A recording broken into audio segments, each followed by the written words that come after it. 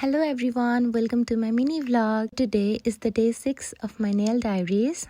If you guys want to know how I created this nail art, then keep watching till the end. So firstly चाहिँ मैले सबै nailsहरु ready गरे.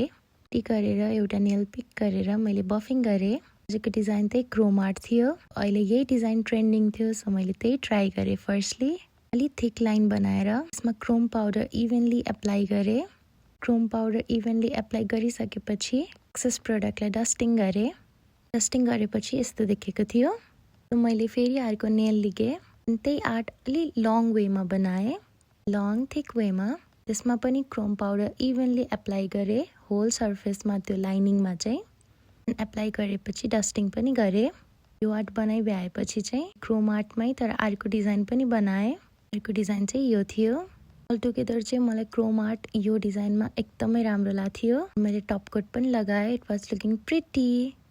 Chrome art पछि चाहिँ यो marble art थियो. यसलाई चाहिँ टु वेमा गर्न मिल्थ्यो. एउटा नर्मली यसरी नै अनि अर्को चाहिँ यो ब्रस वेमा धेरै प्रोडक्टलाई मिक्स गरेर एकैचोटी अप्लाई गर्ने. स्कोट लगाएर कलर चाहिँ आफै यसरी मर्ज हुन्छ. एकदम केयरफुल हुनुपर्छ. अनि मैले फेरि एक्स्ट्रा लुक दिन फोइल पेपर पनि एड गरे.